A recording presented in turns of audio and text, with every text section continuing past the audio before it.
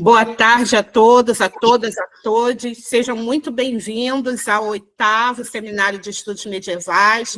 Estamos já na 6ª mesa, mesa 6, que vai ter início, e como coordenador, o professor Jonatas Oliveira, meu amigo de longa data, parceiro no PEN UFRJ, nosso laboratório mãe, né? E irmão também, professor da Universidade Estácio de Sá, pesquisa Península Ibérica, enfim, uma trajetória aí, muito bacana nos estudos medievais, nos estudos ibéricos. Jonatas, Jone, né? Vou chamar aqui carinhosamente como eu chamo, não vou conseguir chamá-lo de Jonatas. Jone, seja muito bem-vindo, muitíssimo obrigado pelo seu sim. Seja bem-vindo a esse seminário. Passa você agora a fala e a coordenação dessa mesa, desejando excelentes apresentações e uma excelente coordenação para você e para todos. Só um detalhe antes disso, pedir para que vocês que estão conosco aqui no YouTube não deixem de participar conosco. Então, curtam essa live para que ela depois chegue a mais pessoas. Participem no chat, principalmente colocando as perguntas para os comunicadores dos trabalhos, tá bom? É muito importante que vocês participem, coloquem as suas perguntas. Nós que apresentamos gostamos muito, né, de receber as colaborações de vocês. Então, ao longo das comunicações, coloquem as suas perguntas, coloquem os seus comentários e aproveitem também esse momento. Então, Jônia, a fala é sua, a palavra é sua. Beijo grande, muito obrigada. Seja bem-vindo. Muito obrigado, eu fico sempre muito honrado, né, de participar dos eventos organizados pelo PEN-UR. Agradeço a possibilidade de poder estar aqui, trocar e aprender com os colegas que estão aqui hoje para poder comunicar, com as perguntas que virão. Isso é sempre algo muito importante para mim. Então, deixo aqui já meu momento de felicidade, né, de poder revê-los, né, enfim. Bom, estamos iniciando aqui, então, a nossa mesa 6, tá? Que é integrada por mim, Jonatas Ribeiro dos Santos Campos de Oliveira, vou coordenar essa mesa, né? Pelos colegas Alan Arthur de Souza Camuri, né, doutorando pela UERJ, Iris Freitas Rodrigues, né, que é mestranda em História pela Universidade Federal de Pelotas, Lucas Pinto Soares, né, doutorando pela Universidade do Estado do Rio de Janeiro, Caroline Figueiredo Nascimento, graduanda pela Universidade Federal do Estado do Rio de Janeiro, Yuri Coutinho de Moraes, graduando em História pela UERJ, Universidade Estadual do Rio de Janeiro, e Cristiano dos Santos Barbosa, graduando em História pela Universidade Federal do Rio de Janeiro. Teremos as comunicações, a sequência de comunicações, de falas, o previsto, né, é que elas aconteçam em até 15 minutos, cada uma delas, tá? Depois de 10 minutos aparecerei aqui como uma imagem para vocês, né, dando aqui o sinal de que já se passaram 10 minutos, faltando, portanto, mais 5 minutinhos, tá? E, ao final, efetivamente, dos 5 minutinhos, aparecerei de novo e vocês já saberão que o tempo acabou, né? Não vou ficar assim, olha, o tempo acabou. Vocês já vão saber. Lembro aos colegas que as perguntas, elas poderão até ser feitas, né, no chat, enfim, mas que, efetivamente, só ao final o pessoal, né, vai poder respondê-las de fato, tá? Então, provavelmente, ao final, teremos ali 15 minutinhos, 20 minutinhos para poder trabalhar as respostas, né, com as comunicações, efetivamente, tá? Como eu falei, agradeço muito a possibilidade e tem uma ordem já prevista, né, da mesa. Acredito que todos estejam aqui, né? Alan Arthur de Souza Camuri, ok? Aparece como a primeira figura. Podemos iniciar, Alan? Podemos sim. Alan, é uma honra, tá? Poder estar aqui com você e poder aprender com você, tá bom? Tá. Você mesmo vai passar seu slide Sim, ou... sim. Ótimo, ótimo. Então, fica à vontade. Quando você falar assim para mim, pode começar, eu começo a marcar o tempo, tá bom? Tá legal. Deixa eu só colocar para apresentar aqui. Ótimo. Eu achei.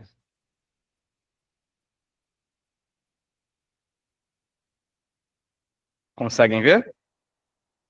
Consigo sim. Então, pode começar. Só não está no modo de apresentação, tá? Ele está como se fosse... Ah, Mas, foi agora, né? excelente. Boa tarde a todos. Meu nome é Alan Arthur de Souza Camuri. Eu sou doutorando pelo programa de pós-graduação em História na UERJ, com área de concentração em História Política. Primeiramente, gostaria de agradecer muito a organização do evento, o professor Jonathan. É uma honra para mim e a todos os professores presentes, especialmente ao professor Paulo André, que foi parte da minha banca de mestrado e foi meu professor. E, na verdade, eu estou aqui como um intruso, porque a minha área de pesquisa ela é na história da antiguidade. Eu estudo as sociedades helênicas entre os séculos 6 e o século 5 a.C. Só que antes de eu adentrar no doutorado, eu pensei em migrar para a história medieval. E aí eu estava pesquisando muito acerca das sociedades escandinavas e principalmente as relações dessas sociedades escandinavas com Constantinopla.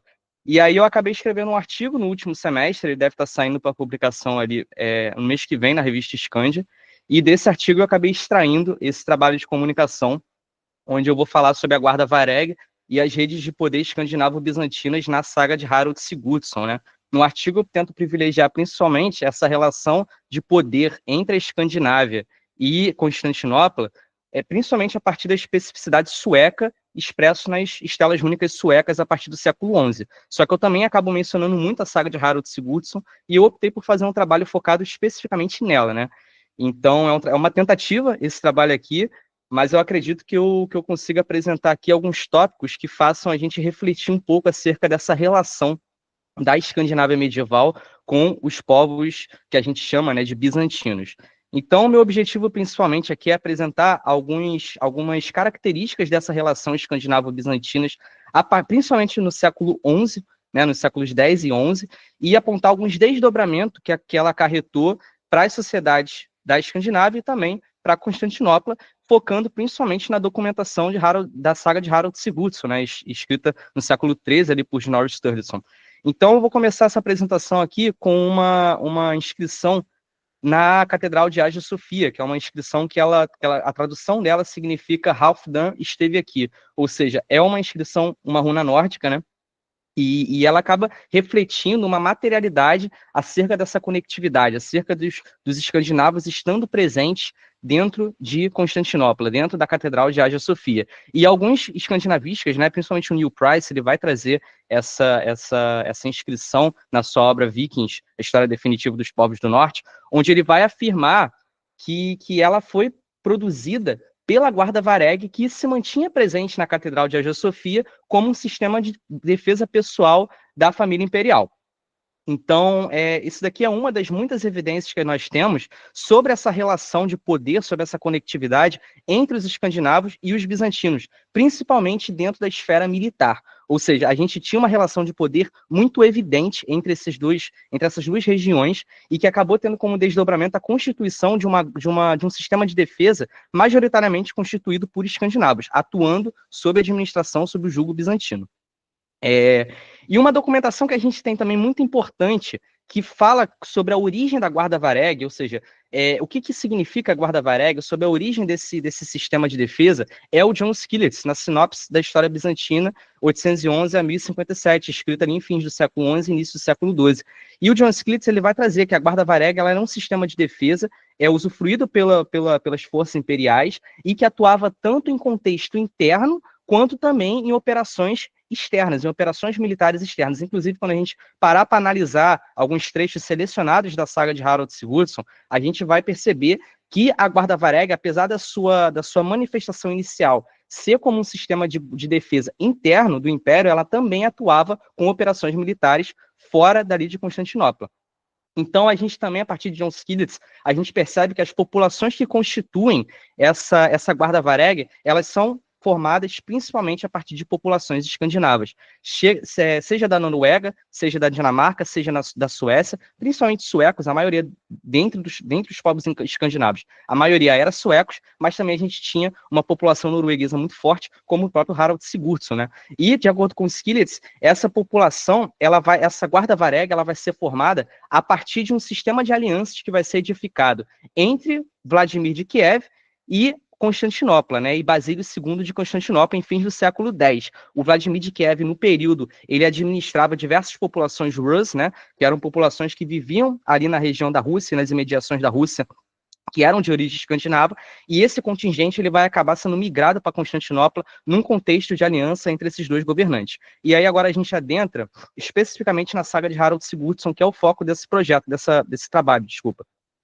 A saga de Harald Sigurdsson, ela é uma saga islandesa produzida no século XIII e ela compõe a Heimskringla, né, que é a saga dos reis noruegueses, atribuída a Snorri Sturluson. E ela vai narrar alguns eventos ligados à trajetória pessoal de Harald Sigurdsson e muitos desses eventos acabam refletindo a conectividade, a relação de poder entre Constantinopla e a Noruega dentro desse período, né? E apesar dela ser uma saga islandesa escrita no século XIII, ela acaba retratando eventos um pouco anteriores do século XI, né, a vida de Harald Sigurdsson, e essa saga ela também é caracterizada por ela evidenciar alguns eventos fatídicos, mas ao mesmo tempo ela atrela esses eventos com narrativas ficcionais. A gente tem alguns elementos fictícios dentro dessa saga, como por exemplo a presença de seres mitológicos, né? Então, novamente, a gente tem aí, eu acabei colocando aqui novamente, que a aliança entre Vladimir de Kiev e Basílio II de Constantinopla, em fins do século X, acaba originando a Guarda Vareg, só que no século XI ela já está bem constituída, né? E aí o Harald Sigurdsson, como a gente vai ver ao longo dos trechos extraídos da saga de Harald Sigurdsson, ele vai acabar detendo, inclusive, um papel de liderança.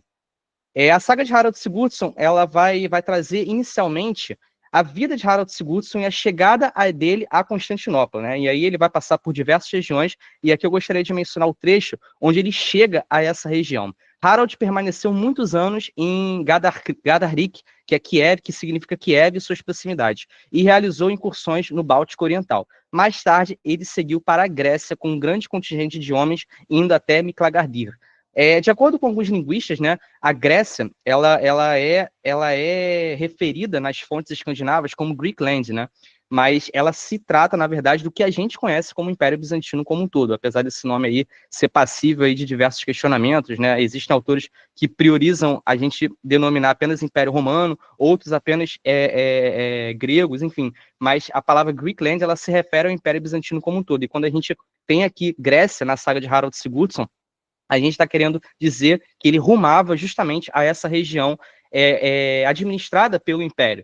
E aí, especificamente, até Miklagardir, né? Miklagardir significa aqui Constantinopla. Então, segundo o autor Fyodor Obzhensky, em um estudo sobre a etimologia do Nórdico Antigo, e também Jonathan Harris, no livro Byzantium and the Crusades, Miklagardir pode ser traduzido como a grande cidade. Então, o significado de Miklagardir, ou seja, de Constantinopla, na etimologia do Nórdico Antigo, ela já reflete o imaginário que essa cidade despertava entre os escandinavos, ou seja, eles tinham uma nomenclatura para Constantinopla que referia a ela como a grande cidade. Então isso daí já é muito evidente sobre a questão do imaginário, como que os escandinavos eles enxergavam Constantinopla. E aqui a gente trata especificamente sobre a chegada de Harald Sigurdsson em Constantinopla. Ventos frescos empurraram nossa valente galera, correndo em direção à costa, com proas e popas blindadas. Nossos orgulhosos navios navegaram até o porto. De Miklagardir, nosso príncipe famoso avistou os dourados beirais. Muitas embarcações bem adornadas seguiram rumo à cidade de altos muros. Ou seja, aqui a gente tem uma evidência de como que o Harald Sigurdsson, de acordo com a Harald Saga, né, ele enxergava Constantinopla no momento de sua chegada a essa grande região.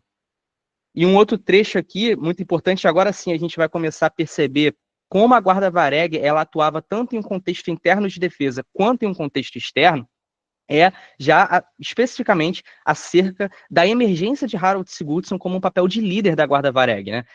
Quando Harald chegou a Bizâncio e se encontrou com a rainha, ele entrou para o serviço militar sob seu comando. Logo no outono, navegou com algumas gáleras junto com a frota para o Mar Grego. Harald liderava um destacamento composto por seus próprios homens. O comandante da frota era chamado Dirdir, que era parente da rainha. Harald havia se juntado à expedição há pouco tempo. mas rapidamente conquistou a admiração dos varegues, de modo que todos lutaram juntos nas batalhas. Por fim, Harald se tornou o líder de todos os varegues. Então, um indivíduo, né, um norueguês, que adentrou a Constantinopla, ele acabou subindo nos escalões dentro da Guarda Vareg até atingir o papel de liderança. E esse trecho aqui ele também evidencia que a Guarda Vareg ela não é apenas uma guarda da família imperial, ela atuava em operações militares. Então, isso daí é muito evidente porque a gente tinha um duplo papel. Inclusive, a historiografia ela vai mencionar que em muitos momentos, no contexto de formação da Guarda Vareg até o século XII, a Guarda Vareg ela vai ter um papel preeminente no sistema de defesa imperial, até mais do que os próprios exércitos de Constantinopla. Então, eu vou trazer essa menção nos últimos slides, mas isso daí fica muito evidente, principalmente a partir da saga de Harald Sigurdsson. E aqui a gente tem alguns apontamentos sobre a Guarda Vareg extraído a partir dessa citação. Né? Primeiro, é a constituição majoritária por forças estrangeiras, com particular relevância escandinava. Não eram apenas escandinavos que compunham a Guarda Vareg, mas a gente tinha os escandinavos atuando de uma maneira muito preeminente, de uma maneira muito notória, como, por exemplo, o Harald Sigurdsson, que ascendeu até o papel de liderança. E aqui o Blondal que vai mencionar essa questão, que em alguns momentos a Guarda Vareg ela detinha maior eficácia para o sistema de defesa imperial do que alguns exércitos formados localmente, ou seja, os estrangeiros, né, que vinham a Constantinopla e que constituíam a Guarda Vareg, eles acabam tendo muitas vezes uma importância muito vital para o sistema de defesa imperial, até mais do que alguns exércitos locais. E a Guarda Vareg ela também atuava não apenas como uma guarda da família imperial, mas também, como eu disse anteriormente, elas empreendiam, eram muito importantes em algumas operações externas. E aqui eu também mencionei sobre a liderança escandinava, né, Harald Sigurdsson atuando como líder dessa instituição no período em que esteve em Constantinopla. E aqui eu trouxe também uma outra documentação para dialogar, que são as estalas rúnicas suecas, que eu decidi não abordar elas nessa comunicação, mas elas também abordam muito sobre essa relação de poder entre a Escandinávia e Constantinopla, mencionando principalmente diversos integrantes da Guarda Vareg que acabaram perecendo no Oriente, né? Então, são algumas das documentações materiais também bem evidentes, mas que tratam especificamente do contexto sueco, né? Enquanto a saga de Harald Sigurdsson, ela acaba privilegiando a trajetória norueguesa, a relação norueguesa com Constantinopla.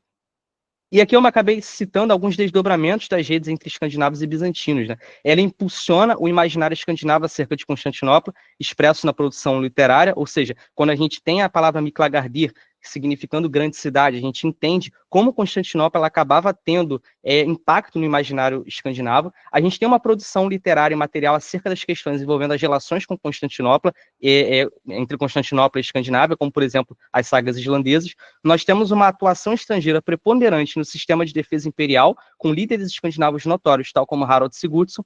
E aqui uma outra questão que a gente tem é uma incrementação de circulação monetária, numismática, entre Constantinopla e a Escandinávia. A gente tem, por exemplo, aqui isso daí mesmo antes da formação da Guarda Vareg. Então, mesmo antes do século X, a gente tem uma circulação de moedas, uma circulação numismática muito forte entre a Escandinávia e Constantinopla, como exemplificado por esse nome de Teófilo, datado do século IX. Só que essa circulação ela vai permanecer a partir da formação da Guarda Vareg, inclusive essa rede de conectividade comercial, ela vai até mesmo se amplificar. Essa moeda aqui foi encontrada em Hereb, né?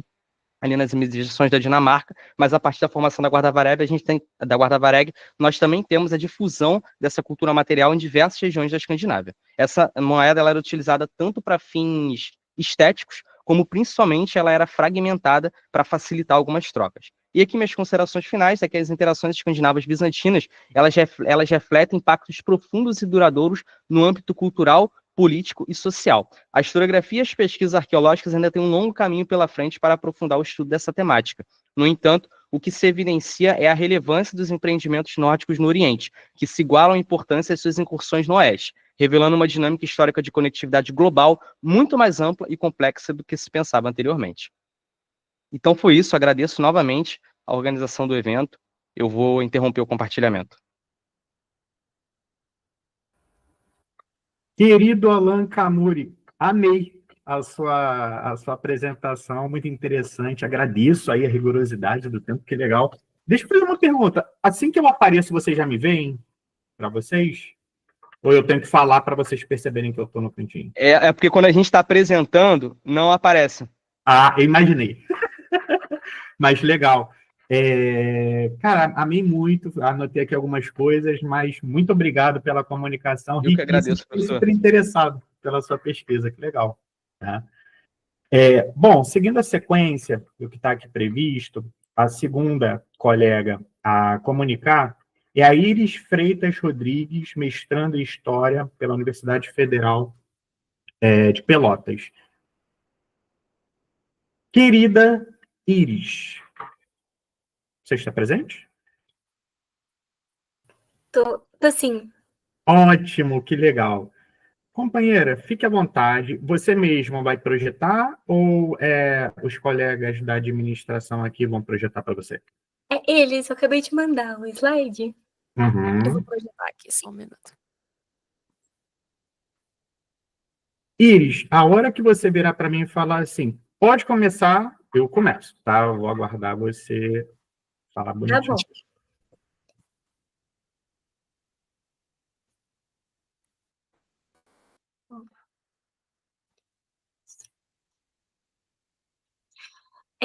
Então, eu vou apresentar a minha pesquisa de mestrado.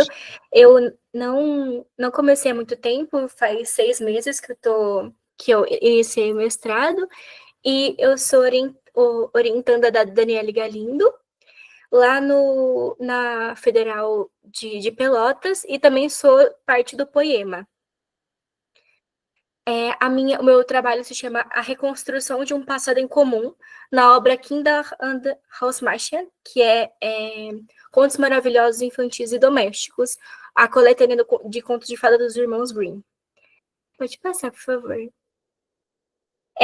Agora, primeiro eu vou falar um pouquinho sobre a obra. A obra Contos Maravilhosos Infantis e Domésticos faz parte de um projeto nacionalista que idealizava o período medieval com o intuito de criar uma identidade germânica baseada em um passado em comum, através de ideais do campo literário, linguístico e historiográfico. Então, essa coletânea de contos são contos de fadas, né, popularmente conhecidos como contos de fadas, contos folclóricos, contos populares, que os irmãos Grimm fizeram no começo do século XIX, e eu estou apresentando aqui, né, num evento de medieval, porque eles vão o tempo todo mobilizar a Idade Média aqui nesses contos. Eles se apropriam dessa temporalidade, né? Que eu vou falar um pouquinho mais para frente, quando eu for falar dessas duas figuras. Mas é um compilado de contos de fadas que muitos contos que a gente conhece hoje, que foram apropriados pela Disney depois, vieram dessa coletânea. É uma das coletâneas mais famosas de contos de fadas do mundo. Pode passar, por favor. Antes de falar sobre os irmãos Grimm, eu queria falar um pouquinho sobre o romantismo alemão e o contexto que eles estão inseridos. Então, essa obra, a primeira versão da obra, é de 1812. Então, é bem lá no comecinho do século XIX. E os irmãos Grimm, eles são extremamente influenciados pelo romantismo alemão, que é um movimento que está em vigor na época, né, nos territórios germânicos do começo do século XIX. Então, umas coisas mais importantes para a gente entender o romantismo alemão é que os territórios germânicos eles estavam sendo dominados a partir de 1806 pelas tropas napoleônicas. Mas antes desse domínio político, os territórios germânicos sofriam uma influência muito grande da cultura francesa. Então, os intelectuais alemães, por exemplo, no século XVIII, XVII, eles tinham que falar francês, porque tinha até um ditado em comum que só falava alemão os empregados e os cavalos, né? Então, a língua alemã, ela não fazia parte do contexto cultural da Europa. E então, o romantismo alemão vai ser um movimento que vai começar lá no finalzinho do século XVIII e vai se opor radicalmente contra a nobreza cortesã francesa. Então, tudo que estava sendo produzido nas cortes francesas é como se o romantismo alemão se opusesse a isso. E uma das coisas que eles vão defender o romantismo é o uso da língua alemã, como parte integrante de uma cultura. E uma coisa que o Elias vai falar bastante no livro dele é essa diferença entre civilização, que é um conceito que a França vai utilizar, né? É um conceito em um contexto de colonização, então eles estavam levando a civilização para os povos incivilizados, enquanto o romantismo alemão não vai defender essa civilização. Eles vão falar que é tudo muito fútil, que são coisas muito externas. Eles vão defender a cultura. A cultura aqui é vista como algo que é inerente. Então, eles vão começar esse movimento de defender essa cultura que é inerente do povo germânico. Então, o povo germânico é daquele jeito porque está no substrato da humanidade deles. E aí eles não vão, por exemplo, a nobreza cortesã da França vai ter todo aquele ideal, né, de meio de performance, de uma etiqueta e todas as normas de se portar. O romantismo alemão está mais preocupado com questões do espírito, que eles vão falar, né? Então, é como se a nobreza do espírito. E isso a gente vai conseguir entender através dos contos de fadas dos irmãos Grimm. Vai ficar um pouco mais claro. Então, existe essa valorização da cultura germânica, e uma dessas formas que eles vão utilizar de valorização da cultura germânica é justamente esse substrato cultural, e o que eles vão chamar de cultura popular, a cultura folclórica, né, dos camponeses. Isso vai começar a ser muito valorizado, principalmente lá na Alemanha, mas na Inglaterra, na França também tinha um movimento de resgate dessas histórias, principalmente por conta da urbanização, que colocava em perigo essa cultura camponesa, né, rural. E, além disso, o romantismo alemão também vai querer redefinir a racionalidade moderna, porque estava o iluminismo, né, com todas as ideias de racionalidade. O romantismo alemão também vai falar sobre a importância da área do sentimento, mas sem fazer uma mudança muito radical. Eles só vão falar que o sentimento também é importante para a arte. Pode passar, por favor. O Jacob e o Wilhelm Grimm, dessa forma, eles fazem parte do movimento do romantismo germânico, e eles são filólogos.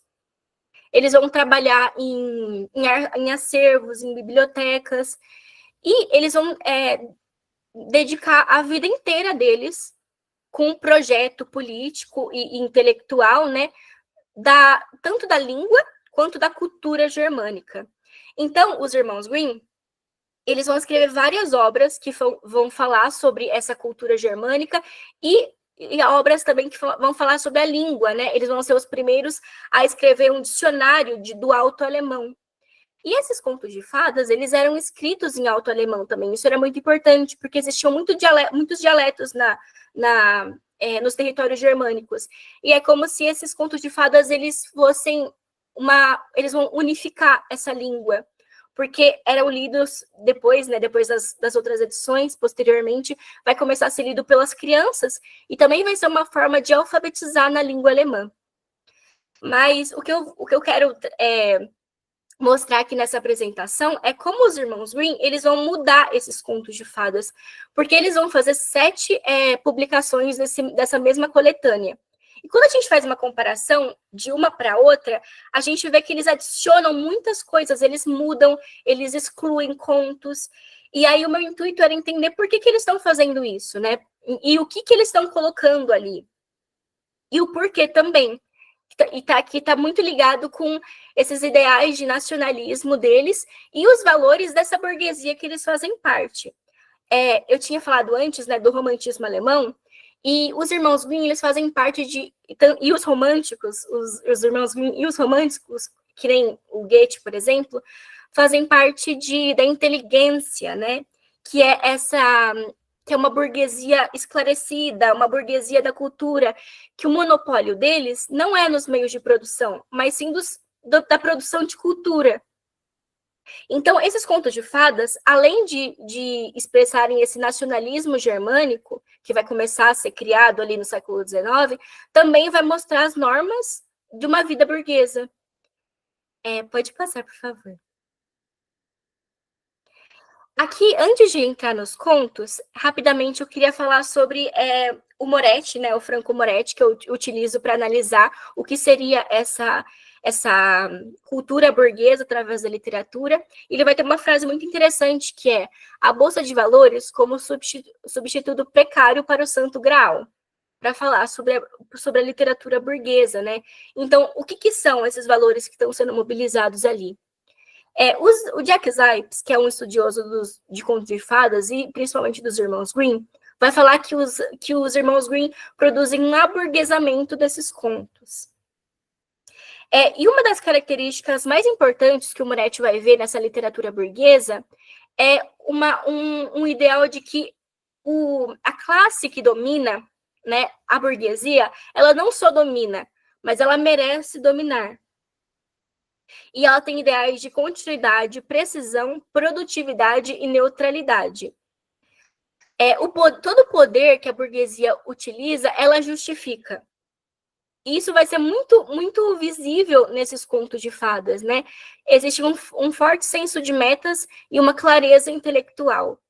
E aí, durante os contos, eu vou falar, principalmente na Madrinha Morte, que é o segundo conto, eu vou falar sobre isso, né? Sobre essa questão da meritocracia. E também sobre gênero, sobre a definição do que seria uma família burguesa. 10 minutinhos, tá? Tá bom. Pode passar, por favor. Então, o primeiro conto que eu vou falar é a Branca de Neve. Então, durante as 7 versões da Branca de Neve, algumas coisinhas vão mudar. Por exemplo, na primeira edição, que é a primeira edição que eles vão publicar, né, que tá mais próxima ali da cultura popular, das mulheres que os Grimm coletam esses contos, a mãe malvada é uma mãe. Então, é a mãe da Branca de Neve que manda ela para a floresta, tem muita inveja da filha, quer matar a filha. Já a partir da segunda edição, é uma madrasta que é substituída. Então, existe essa questão de que os irmãos Grimm não queriam passar uma mensagem de uma mãe perversa, de um feminino não performático, né? De um feminino fora dos papéis de gênero dentro da burguesia, né? Que vai construir essa mãe dócil e que esse amor inabalável. Também a gente consegue ver como que o casamento e o cortejo, e isso é muito, dá para ver em muitos contos dos irmãos Grimm, como eles adicionam a palavra casamento em todos os contos. Então, um homem e uma mulher não podem ter nenhuma relação, assim, sem que exista um casamento antes. Elas não podem nem morar na mesma casa. Sempre, a partir da segunda edição, os Grimm sempre vão adicionar essa questão do cortejo, primeiro, então do homem cortejando essa mulher, e depois eles se casarem para aí sim ter alguma coisa, algum envolvimento desses personagens. Pode passar, por favor.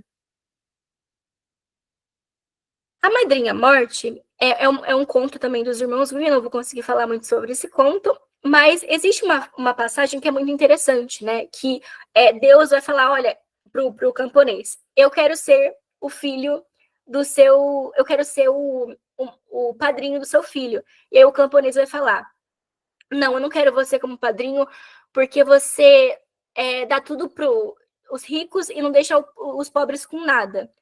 E os irmãos Grimm vai colocar um narrador a partir da segunda edição, que vai falar, ai, pobre camponês, ele não sabe com que sabedoria Deus reparte a riqueza e a pobreza.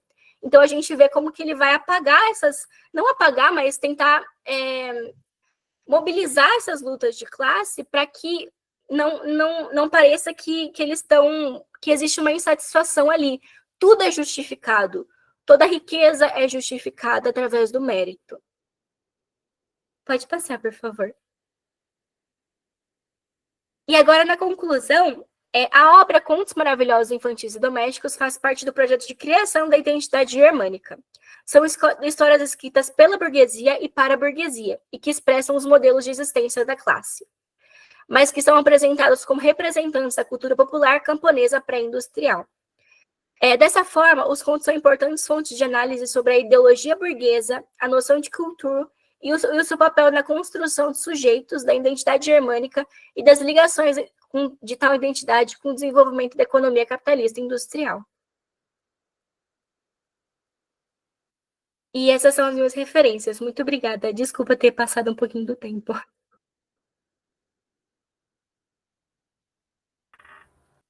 Iris, companheira, não passou, não. Dentro do horário, fica tranquila. Perfeito. Amei também sua comunicação, excelente. Assim, é sempre muito instigante, né, poder participar dessas atividades, porque a gente sempre aprende muito mais. Fico muito feliz, muito obrigado pela participação, agradeço. Tá? Seguindo a ordem, aqui bonitinho, a próxima pessoa seria o Lucas Pinto Soares, que é doutorando em História pela Universidade do Estado do Rio de Janeiro. Podemos, Lucas? Opa, professor, tudo bom? Podemos sim. Tudo bem. Uma honra, companheiro, tá bom? A honra é minha, professor. Você vai passar os seus... Olha só. Já até coloquei. Excelente. Quando você falar para mim assim, ó, pode começar. Aí eu começo a marcar aqui, tá bom? Tá ótimo. Professor, pode começar. Gente, muito boa tarde para vocês. Eu me chamo Lucas Pinto Soares, como o professor disse, eu sou doutorando em História pelo PPGH da UERJ, sou membro colaborador do PEN, UERJ também, assim como membro colaborador do Núcleo dos Estudos Vikings e Escandinavos. E sou bolsista da FAPERJ. Primeiro eu queria começar, né, agradecendo também a organização aqui do PEN e parabenizar todos os meus colegas aqui de mesa, né, que hoje é dia do historiador. Eu vou apresentar para vocês a comunicação chamada A Cristianização dos Nórdicos, o discurso na Islândica Bók, que ela faz parte de um paralelo, né, faz parte da minha pesquisa mesmo de doutorado, e eu quero trazer essa comunicação que ela é um pouco mais metodológica também, eu acho que vai ser bastante interessante, e eu vou dialogar um pouco com o Alan também, né, que trouxe a saga aqui do Harald Sigurdsson. Tá. Primeiro, eu gosto sempre de começar a minha comunicação dando uma introdução sobre o que são os textos islandeses medievais. Né? Primeiro de tudo, eles são escrituras, né, que existem as sagas, as crônicas e os contos. Elas são escrituras que narram sobre a vida de uma linhagem de família. Né? A palavra saga em si ela tem origem no islandês, então do verbo sedja, que quer dizer narrar, contar. Então, essas sagas de linhagem de família se chamam Islendiga Sogur, que seriam sagas de famílias, né, famílias relevantes e importantes. Sogur é o plural de Sedja. Tá? Nós temos posteriormente, no período cristão, as Biskupa Sogur, que são as sagas dos bispos, e também temos as famosas sagas de guerreiros, né, Fornada Sogur, entre outras categorias de sagas, de escrituras. Elas também são narrativas prosaicas, então elas não são poemas, não são poesias, né? Não são textos lendários, lendas, não são textos épicos também, são textos escritos em prosa, tá? E elas são influenciadas pelos cristãos que compilaram e produziram elas, tá? Nós temos islandeses cristãos que vão produzir essas sagas, né, de forma escrita, e eles viajam para outros lugares da Europa, ali, da Escandinávia, para poder, e retornam à Islândia e para poder escrever essas sagas, essas crônicas. Elas têm como uma característica principal também serem textos concisos, serem textos bastante diretos e têm a finalidade de ser factual. Então, por mais que dentro dessas sagas, das sagas e dos contos, tenham elementos ficcionais, como o Alan disse também, elas têm o intuito de ser factual, elas querem mostrar uma veracidade ali dentro dessas narrativas. Tá? E geralmente elas contam sobre eventos importantes, né, como o período de cristianização, como o cristianismo entrou dentro da Islândia. Então elas narram eventos importantes e também narram sobre pessoas, como eu disse, né, famílias também, dignas de memórias, pessoas que são dignas de memórias, heróis, né, nórdicos, por assim dizer. E ela recebe também, né, elas reconhecem, na verdade, um eu islandês, que é onde entra a minha pesquisa, né? Eu quero compreender justamente até que ponto surge esse eu islandês, essa questão de identidade islandesa, uma sociedade que está ali emergindo, tá bom? Vamos lá, um contexto, né, bem rapidinho também. Os textos islandeses, as sagas, as crônicas, elas foram produzidas ali ao longo dos séculos XII, XIII e XIV. tá? Período em que a ilha, né, a Islândia, já estava sendo ali se tornado politicamente cristã. Digo politicamente porque existiu uma assembleia em que chefes de família, chefes islandeses se reuniram para poder tornar a Islândia cristã. E essa assembleia, por assim dizer, se chama Althing. Então era um período em que esses chefes islandeses, pessoas influentes dentro da Islândia, se reuniam para discutir sobre leis, para discutir sobre problemas que estavam acontecendo ali na ilha. Tá? E no ano 1000, eles tornaram a Islândia cristã. Como vocês devem reparar também, no século XII, XIII e XIV, a Islândia já era cristã. E essas produções, elas fazem ali relatos mesmo de acontecimentos de pessoas, de famílias do século IX e do século X. Né? Mas por que demora esses 2 séculos? Né? Por que eles escrevem somente 2 séculos depois sobre essas pessoas? E a gente entende, né, esse retorno aí de pelo menos 2 séculos, faz sentido quando a gente pensa, por exemplo, a importância que os islandeses davam, até hoje eles dão essa importância, para narrar suas histórias, sua ancestralidade, né? Só que eles faziam isso com a tradição oral, né? De forma oral. Eles relatavam essas histórias, como eu disse, saga quer dizer, narrar. Eles narravam essas histórias de forma oral. E aí, com a influência desses cristãos, eles começam a fazer uma transição da tradição oral para uma forma mais escrita de registro de suas histórias. Tá? Entre outras coisas, no século XII, começaram a surgir disputas entre esses chefes locais. Então, esses chefes locais começaram a ter mais influências sobre suas regiões, e eles incentivavam que padres e pessoas ligadas à igreja produzissem essas sagas, essas crônicas, para poder tornar ali a memória da sua família mais ativa, né? Mais intrínseca à história da ilha, por assim dizer, que estava em formação ali, esse sentimento de pertencimento, né? E também a submissão à Noruega. Nós temos o rei Olaf Tryggvason e o rei Sigurd, tá? No século XII, em que eles querem ter mais influência dentro da Islândia, né? A Noruega fica ali bem próxima, e o rei Olaf, por exemplo, quer cristianizar a Islândia para poder ter mais influência, e o rei Sigurd, ele também se alia ali em alguns chefes islandeses para poder ter mais influência sobre a ilha. Então, nesse contexto, nós estamos analisando a crônica que eu vou apresentar para vocês. A Icelandic Book, numa tradução para o português, quer dizer livro dos islandeses. Tá? Ela foi produzida por um cronista e um padre islandês bastante influente no período que ele escreve também, aproximadamente ali nos anos 1122, 1133, e o nome dele é Arir Thorgilsson. Ele deixa evidente dentro da Icelandic Book que ele tem ligação direta, por exemplo, com o primeiro bispo da Islândia. Ele quer legitimar esse poder dele de estar escrevendo sobre a história da Islândia. Tá? Então o livro ele foi composto sob o incentivo desses chefes religiosos, que ele cita como fontes dele dentro da crônica, documentando também aspectos da história islandesa, como mencionei, e além de legitimar a cristianização da ilha. Quando você pega a Icelandic Book para você ler, você vê que o capítulo que ele vai falar sobre a cristianização da Islândia é o capítulo mais importante. Tá? Que ele quer dar mais importância, né? Também narra desde a fundação dos primeiros assentamentos, então no século IX ele faz esse retorno desde as primeiras pessoas norueguesas que vão para a ilha, até o estabelecimento das leis, das primeiras leis, e também a introdução do cristianismo. Tá? Ela é uma crônica que ela apresenta em sua narrativa, né, características de registrar eventos em ordem cronológica. Ari faz isso como uma estratégia também para enfatizar, né, esses acontecimentos relevantes e dar mais credibilidade ao que ele está escrevendo. Então ele escreve de forma cronológica. E um outro elemento muito importante quando nós vamos fazer a análise dessas escrituras é a parte da genealogia. Ele utiliza, né, ele vai mencionar fulano é primo de fulano, que é filho de fulano, para poder, o interesse dele, na verdade, para poder preservar memória de algumas famílias, de algumas figuras fundadoras também. Para eles era importante que essas famílias do século XII estivessem ligadas a famílias que foram fundadoras ali do que seria a sociedade islandesa, desse pertencimento, ok? E aí, já partindo para o final da minha apresentação, né, bem curtinho, eu trouxe um trecho que eu julgo bastante importante, que é o início ali, o primeiro parágrafo do capítulo 7, que é o capítulo da Icelandic Book, que vai falar sobre como chegou o cristianismo ali dentro da Islândia. Tá? Eu traduzi para o português uma tradução própria, eu peguei dois textos, um escrito em islandês do século XVII e uma tradução para o inglês do século XIX, e aí fiz esse estudo e consegui fazer essa tradução para vocês. Vou ler bem rapidamente e vou fazer uma análise com vocês. O rei Olaf, filho de Tryggvi, filho de Olaf, filho de Harald Cabelos Belos, trouxe o cristianismo para a Noruega e para a Islândia. Ele enviou um padre para a Islândia de nome Fiangbrand, que familiarizou as pessoas com o cristianismo e batizou todos aqueles que aceitaram a fé.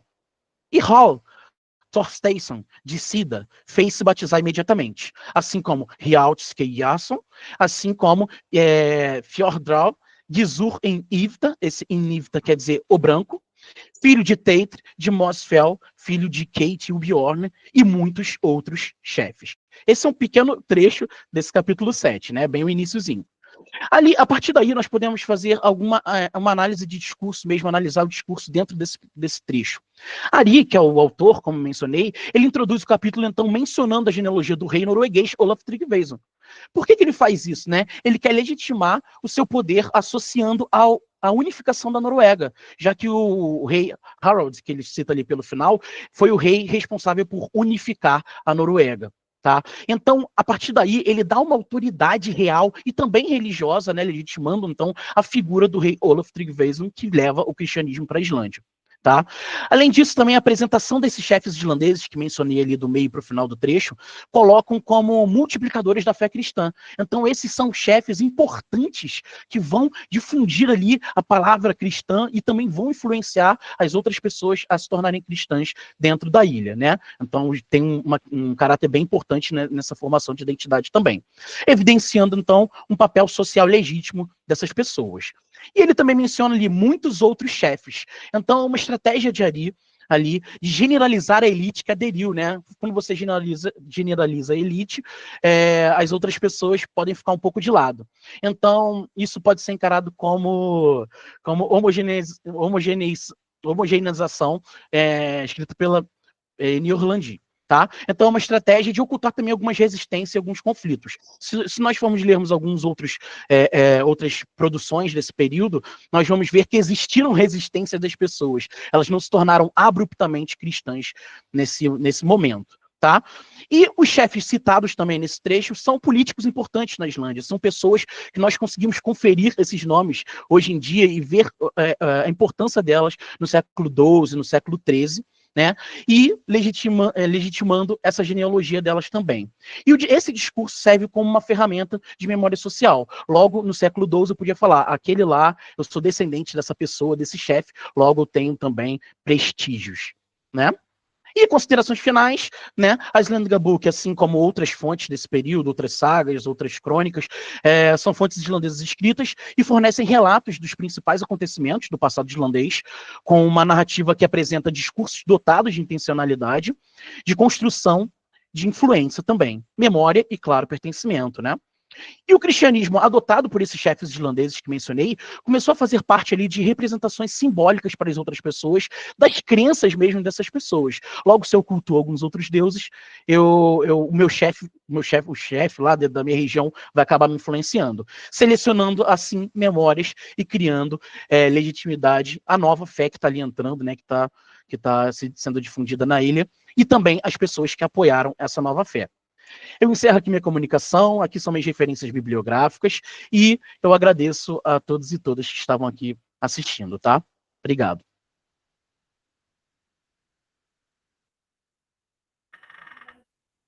Muito obrigado, querido Lucas. Excelente também, gostei muito. Fiz aqui minhas anotações para poder ler também um pouco mais. É sempre muito rico poder aprender com vocês. Agradeço a sua belíssima comunicação, tá bom?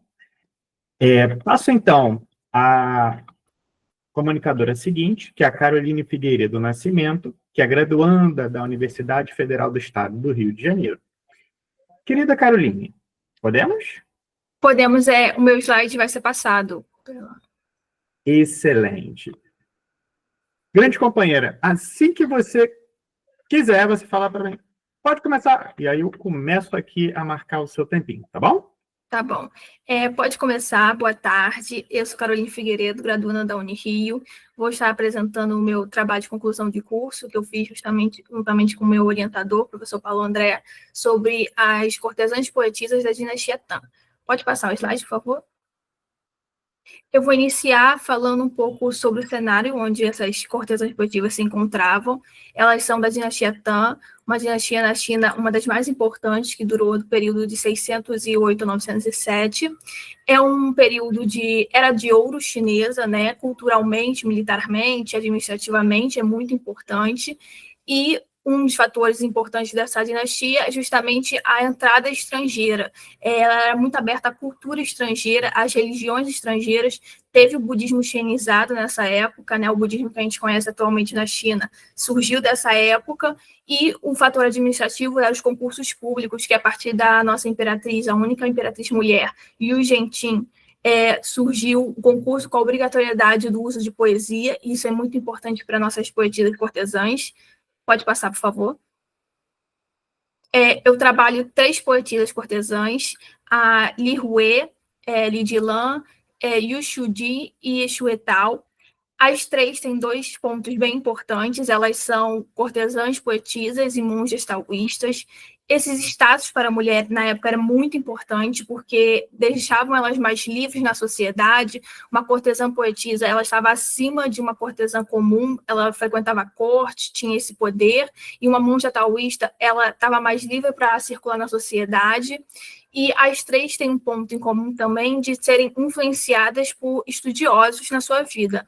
A Li Hue, ela foi muito incentivada pelo pai dela, que era um estudioso, que incentivou o estudo da filha e o estudo da caligrafia, que é uma coisa muito importante para as poesias. A Yu Shuji, ela teve um casamento com um estudioso que se preparava para concurso, um casamento meio falido. Ela tinha um conflito com sorte desse marido. Então, quando esse casamento acabou, ela se tornou monja taoísta e começou a trabalhar como cortesã poetisa. E a Xue Tao, ela vinha de uma família mais pobre, mas chamou a atenção de um patrono da corte, e justamente por conta dos seus trabalhos de poesia, ela foi trabalhar na corte como cortesã poetisa, conseguiu esse status, e por conta de um conflito que teve com ela, que as fontes não mostram qual foi o conflito que ela teve com esse patrono, ela foi enviada para trabalhar como cortesã poetisa na fronteira, onde ficou por muito tempo. Não era um lugar muito adequado para uma cortesã poetisa, geralmente elas preferiam ficar na corte. Ela ficou um tempo reclusa na fronteira e depois retornou para a capital e terminou sua vida no meio da capital com um grande status de cortesã poetisa. Pode passar, por favor? Eu trouxe algumas fontes, alguns poemas delas, né, para falar um pouco sobre como elas eram. O primeiro poema, eu falo sobre a Li Hue e a solidão dela, entre as 3 poetisas que eu trabalho. É a poetisa que gostava mais do interior, não gostava muito de se envolver com a corte. Esse poema, em especial, é uma carta para o 7º irmão. Muitos poemas das cortesãs são estilo carta, são poemas que são enviados para alguém, né, com alguma mensagem. Esse poema, não se sabe ao certo se o 7º irmão que ela cita no poema é um 7º irmão biológico da cortesã ou é um irmão que ela considera como amigo. E nessa carta, ela também tem um outro ponto bem comum das cortesãs poetisas, que é citar uma fonte, um mito, um conto durante a sua poesia. Nesse poema, ela cita um outro poema bem conhecido da época, que refere-se a uma carta para a irmã. E ela utiliza esse poema como forma de lembrar esse amigo ou esse irmão que ela deve ser lembrada, que ele não deve perder o tempo de ir visitar ela no interior. Isso mostra um pouco a solidão que ela tinha. Entre as 3, a que mais ficava reclusa no interior, no sentido de monja taoísta, e esse poema mostra muito isso. Aqui temos a Yu Shujin com a amizade feminina. Eu trago um poema em que provavelmente é logo depois do término do casamento dela, em que ela se torna monja taoísta, fica reclusa no mosteiro, mas como trabalho de cortesã, ela tem poemas voltados às amizades femininas, que nesse poema é um poema também carta, referido talvez a uma amiga dela, talvez uma outra cortesã, em que ela usa 2 expressões muito comuns na época. Uma é citando um poeta muito conhecido, que tinha um certo ar de bonito, né, famoso na época, e ela cita ele como um certo imagem de homem bonito da época.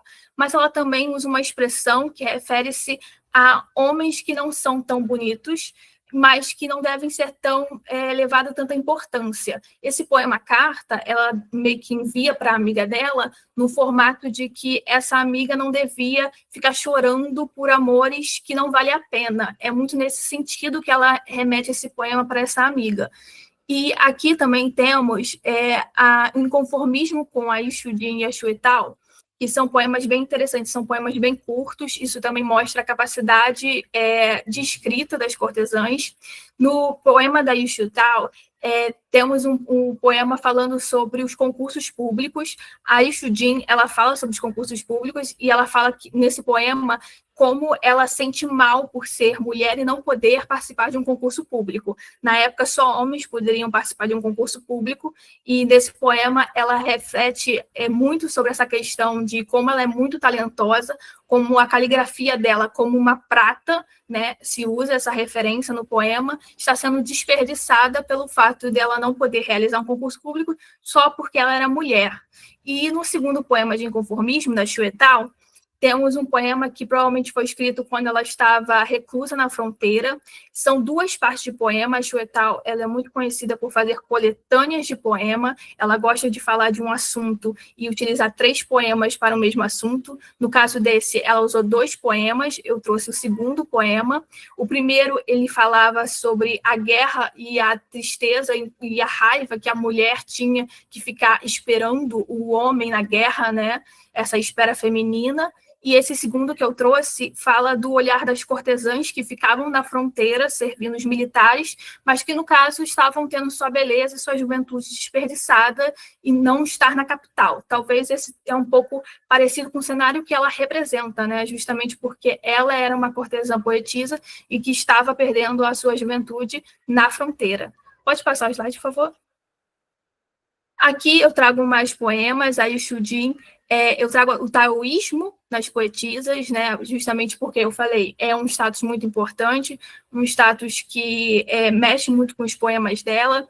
O poema da Ixudin que eu trago é em relação a uma mestra, que não se sabe, as fontes se dividem para entender se ela estava falando de uma mestra mulher ou um mestre homem. A maioria acredita que ela estava falando de uma mestra, justamente porque é um poema que caracteriza a vida de um mosteiro, né, a separação entre gêneros dentro do mosteiro, e ela também está mostrando que uma monja taoísta não termina somente como noviça, tem outros cargos dentro do taoísmo para se alcançar. Então, esse poema reflete essa questão. Também temos a Xuetal, que ela traz aqui 2 poemas que pode notar que o paralelismo das figuras chinesas são bem interessantes, né? São bem diferentes, assim, elas têm uma forma e uma linhagem bem interessante em relação ao poema. O poema que eu trago aqui, o primeiro, fala sobre a Floresta de Bambu, né, que é um poema que remete 2 míticas bem interessantes da época. Uma é a festa dos sete sábios na Floresta de Bambu, onde refere-se a uma mítica que diz que pessoas felizes se divertindo, e ela usa o bambu, né, que é uma questão da natureza, para falar sobre pessoas. Então, ela usa o bambu como uma planta que nasce sozinha, não nasce longe das outras plantas, então tem uma certa independência. Ela traz o bambu para falar também que o caule é oco, isso mostra um sentido de taoísmo em questão de estar longe dos problemas mundanos, e ela também faz um uso bem comum na poesia chinesa, que é justamente da sonoridade do chinês em relação ao junta de bambu, que tem a mesma sonoridade com virtude em chinês. Então, ela faz esse jogo de palavras bem interessante. E aqui eu também trago os poemas da Ixudin e Li Hue em relação ao gênero, que também são bem interessantes, né? Aqui a Ixudin, ela traz um poema de encomenda, um poema que reflete a questão de ela também ter tanta capacidade de escrita que ela recebe encomendas e escreve poemas de forma para outras pessoas. Esse poema é um poema de luto, um poema em que ela escreve o nome de um marido enlutado, em que o Elírico é um homem, ela escreve como se o homem estivesse declamando para essa mulher morta, então isso mostra também uma outra capacidade bem importante das poetisas de trabalhar com o gênero. E aqui também temos a Rouet, que ela traz um poema que fala sobre o amor e sobre o relacionamento de amantes, e é um poema sem gênero, que na língua chinesa também acontece muito, que é poder escrever sem o gênero. Então não se sabe se é um poema que o Elírico é um Elírico masculino ou feminino, e está declamando por um amor, assim, como é que é. E o último poema, que é da Xu Tao em relação à natureza... 10 minutinhos. Tá bom. É sobre as roupas, e também é um poema carta da Xu Tao, é um poema que ela envia, são 3 poemas do mesmo sentido, é um poema que ela envia de agradecimento a um amigo que deu de presente para ela roupas, então ela escreve esses poemas de agradecimento. E ela também utiliza o taoísmo e a natureza nesse poema, porque ela traz muitos mitos e lendas da natureza nesse poema, em questões de falar do tecido, da roupa, como era a roupa. Ela cita mitos bem conhecidos do taoísmo, a Ilha das Fadas, a lua branca com coelho, que é um mito bem conhecido do taoísmo, e ela utiliza esses mitos para falar da cor do tecido. A cor vermelha representa a bruma das Ilhas das Fadas, a cor branca representa a lua do coelho. Então, isso é uma coisa bem comum do taoísmo, das cortesãs, de utilizarem mitos famosos. Pode passar, por favor? E essa aqui é um pouco das referências que eu trouxe, né, do meu trabalho. Eu falei bem pouco sobre os poemas, assim, tinha muitos poemas para trazer, mas eu passei uma pincelada sobre uns pontos bem conhecidos e bem recorrentes dos poemas das cortesãs. E obrigada, gente.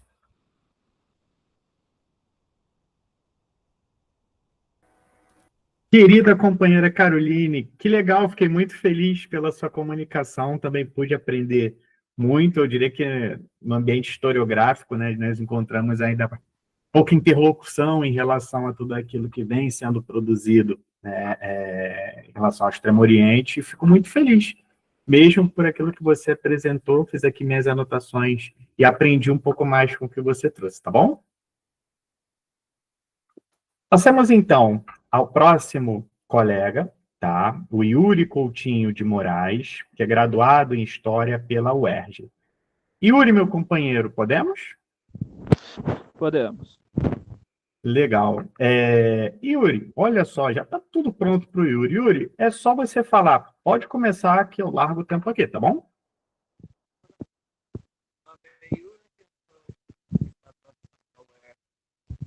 Orientando da professora Marta Silveira. A priori, eu peço desculpas que a minha apresentação é só texto, mas podemos prosseguir. Próxima página, por favor. A obra de Ibn Battuta, que a obra de Ibn Battuta é uma fonte rica para qualquer historiador interessado em estudar a história dos povos e das interconexões entre os continentes europeu, asiático e africano no século XIV. Entretanto, como qualquer narrativa de viagem, essa obra tem que ser tratada com grau de ceticismo e espírito crítico. E diversos historiadores, através da história, que tiveram contato com o livro do viajante, expressaram incertezas e questionaram passagens da obra que não estavam adequadas ao restante ou que teriam sido impossíveis o viajante ter realizado durante sua vida no século XIV. O propósito desta apresentação não é passar qualquer tipo de julgamento a respeito da originalidade e da veracidade do registro de Ibn Battuta, até porque não tenho como afirmar se essas fontes que o escritor teria utilizado para complementar a obra sequer ainda existem. A minha proposta é, então, estabelecer um debate entre alguns historiadores que abordaram a obra do viajante e ver o que eles têm a dizer a respeito da questão dessas fontes. Próxima página. Possivelmente o primeiro historiador a demonstrar o ceticismo quanto à integralidade da história contada por Ibn Battuta como afirma Beatriz Bispo na sua obra O Mundo Falava Árabe, teria sido seu contemporâneo Ibn Khaldun, que se encontrava na época serviço de missão marítima em Fez, na atual Marrocos. Segundo Bispo, Ibn Khaldun, no século XIV, usou o relato de Ibn Battuta como um exemplo da necessidade de linguística e de qualidade do depoimento. Embora ele tenha sido advertido por dizer que não deveria considerar fatos falsos só por não poder verificá-lo pessoalmente. Ross Idun, na sua obra As Aventuras de Ibn Battuta, afirma que Ibn Khaldun deixou registrado que oficiais da corte que disputavam as histórias do sábio realmente dizem que Battuta poderia ser um mentiroso. Para isso, não teriam sido as viagens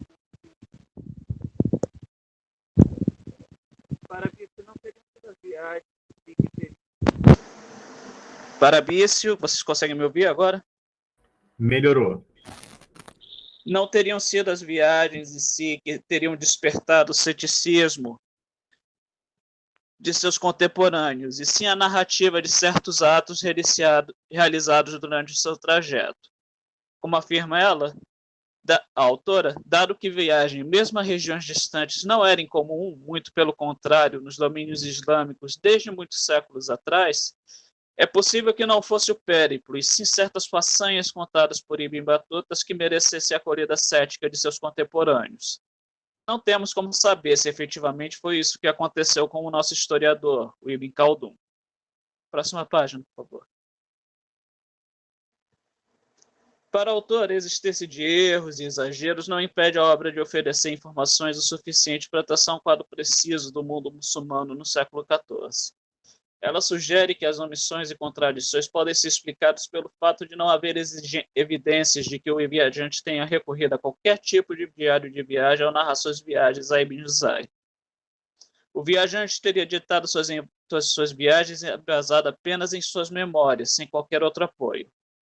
Apesar disso, Bício afirma que isso não impede a obra de ser uma fonte rica e, para certas regiões, única acerca dos costumes, da política e das relações diplomáticas entre as diversas regiões visitadas. A obra de Ibn Battuta foi ditada pelo viajante ao poeta andaluz Ibn Juzay, o que, segundo Bício, levou alguns autores a questionarem se o viajante deveria ser considerado uma fonte e não propriamente o autor da obra. A autora descarta essa ideia por considerar que os trechos onde o toque pessoal de Ibn Juzay é visível são fáceis de identificar. David Waynes, em sua obra Odisseia de Ibn Battuta, afirma que grandes viajantes não eram necessariamente grandes escritores. Então, eles tinham de colaborar com escritores para registrar suas viagens. Um exemplo disso é o registro das viagens de Marco Polo, que também não foi escrito pelo próprio viajante, e sim por Rustichello de Pisa. A obra de Ibn Battuta, segundo Waynes, só começaria a ter a sua importância reconhecida na Europa no fim do século XVIII e começo do XIX, com a compra de manuscritos por dois viajantes, Ulrich Jasper Sitzen e Johann Ludwig Burckhardt. Posteriormente, o documento foi traduzido por diversos tradutores, como Samuel Lee, porém foram feitas apenas tradução de trechos do relato. O documento completo tornou-se acessível apenas após a conquista francesa da Argélia, datado do ano de 1776, sendo traduzido por Defremer e Sanguinetti e publicado em 4 volumes entre 1853 e 58. Os autores também tiveram acesso a um documento incompleto datado do ano 1356, que pode ter sido um manuscrito original escrito pelo próprio Ibn Juzay. Um século após esta tradução ter sido explica, o orientalista inglês H.R. Gibb publicou o primeiro volume da sua tradução para o inglês, que é a tradução mais frequentemente citada por historiadores. Pode passar a página. Para Waynes, as discussões entre historiadores modernos sobre as viagens de Ibn Battuta concerniam um problema comum a todas as narrativas de viagem medieval: a credibilidade do relato. Para autores, isto cobriu um número de problemas relacionados desde a cronologia ao itinerário do viajante, que punha em questão se Ibn Battuta tinha realmente visitado os locais que ele afirmava ter visitado, e a possibilidade de plágio, ou seja, se as descrições eram baseadas em um relato de primeira mão ou se eram baseadas em alguma outra fonte, reconhecida ou não na obra. Segundo Waynes, um estudioso escocês chamado W. Wright trabalhava numa tradução das viagens de Ibn Jubayr, viajante granadino que deixou um registro de sua peregrinação à Meca e sua visita ao Iraque e à Síria. Ao ser informado por Efemérides Sanguinetti que Ibn Battuta citou Ibn Jubayr em sua descrição de cidades como Damasco, Wright lançou a possibilidade de que o viajante também tivesse tomado de empréstimo outros trechos de suas viagens. Ibn Battuta e Ibn Jubayr deram crédito a Ibn Jubayr nas descrições que tomaram de empréstimo e afirmaram que a citação era uma forma de prestar tributo a seu antecessor. Dunn sugere que é provável que estes empréstimos tenham ocorrido para sanar deficiências na memória de Ibn Battuta ou quando Ibn Jubayr considerasse sua escrita inadequada frente à de seu antecessor. Pode passar a página. Independente disso, essas citações atrairiam críticas de historiadores do período. Charles Pelas, segundo Waynes, acusou Ibn Jubayr de copiar a obra de Ibn Jubayr nessas partes. John Mattock, ao examinar a obra, afirma que as descrições de Alepo foram copiadas por completo, as de Damasco complementadas com relatos de personalidades e anedotas que Ibn Battuta conheceu na cidade, e as suas viagens pelo Iraque foram marcadas por uma compressão do relato de Ibn Jubayr, concluindo que, embora não houvesse dúvidas de que Ibn Battuta realmente tivesse visitado estes locais, existia um esforço na obra para copiar o relato de Ibn Jubayr nestes trechos e disfarçar a cópia. Mattock então conclui que, em se tratando destes trechos, o relato de Ibn Battuta não seria confiável para formar uma imagem contemporânea destes locais, pois Ibn Jubayr escrevera sua obra em 1185, e suas descrições não poderiam se aplicar 2 séculos mais tarde. Waynes discorda do ponto de vista de Mattock. Segundo eles, as adições que Ibn Battuta fez aos textos de Ibn Jubayr demonstram as diferenças entre o que ele viu e o que Ibn Jubayr descreveu. Isso fica evidente em sua descrição de Bagdá. Embora Ibn Battuta recorra às palavras de Ibn Jubayr para descrever a cidade, que era uma sombra de seu antigo esplendor, ele adiciona descrições quanto às ruínas de mesquitas que ainda estavam de pé quando Ibn Jubayr visitou a cidade. Segundo Waynes, o relato de Ibn Battuta sobre Bagdá, com suas adições como um todo, representa uma visão autêntica e contemporânea, e o mesmo pode ser dito de suas descrições de Alepo e Damasco. Ainda na ideia de plágio, Waynes critica a visão de outro historiador, Amikan Elad. Este, ao comparar a obra de Ibn Battuta com a de outro viajante, Muhammad al-Abdari, encontrou 4 localidades na Palestina onde os dois estiveram: Hebron, Nabi Akin, Jerusalém e Ashkelon. Segundo Elad, os relatos dos 2 viajantes são quase idênticos, duvidando assim da autenticidade do relato de Ibn Battuta. Waynes, pelo seu lado, aponta que Elad não reconheceu trechos em que Ibn Battuta fez adições ao texto original, como em Jerusalém, onde descreveu ter recebido um manto de uma ordem sufi e a destruição de um dos muros da cidade por Saladino, ou a importante menção da mesquita sagrada de Jerusalém ser a terceira mais importante do Islã. Além disso, Ibn Battuta descreveu pelo menos 8 cidades que al-Abdari não teria visitado. Yuri, 10 minutos. Ok. Não deixa de reconhecer a forma estranha destes empréstimos ou porquê de citar abertamente Ibn Jubayr, mas tomar as palavras de al-Abdari sem lhe dar crédito. Mas ressalta que falar de plágio ou se tratar de uma obra medieval, fosse europeia do Oriente Médio, não tem muita relevância em si por ser prática corrente no período. Dunn afirma que autores de tratados geográficos e históricos muçulmanos do período costumavam citar autoridades no assunto, muitas vezes sem dar crédito, não sendo considerada imprópria prática. A cidade de Fez, no período, tinha se tornado um centro de aprendizado e poderia ter providenciado Ibn Battuta e Ibn Jubayr uma ampla biblioteca de fontes que poderiam ter utilizado. Próxima página. Quanto ao itinerário, algumas questões podem ser levantadas. Como Waynes aponta, talvez devido ao fato de Ibn Battuta ter recolhido apenas a sua memória, a cronologia oferecida pelo viajante é impossível é impossível a um viajante medieval devido à distância percorrida no espaço de tempo oferecido. Segundo Dunn, José pode ter considerado interessante agrupar descrições de múltiplas visitas a certos locais no contexto da primeira visita do viajante, sem levar em conta a movimentação. Dunn indica que o relato contém registros de viagens que Ibn Battuta não empreendeu, supondo que foram inclusas devido a um desejo por parte de Ibn José de apresentar um registro de todas as localidades com populações muçulmanas. Sua visita a Bulgar não teria ocorrido e, segundo o autor, também existem dúvidas quanto às suas visitas à China e a Bizâncio e a trechos de suas viagens pelo Iêmen, a Anatólia e a África Oriental.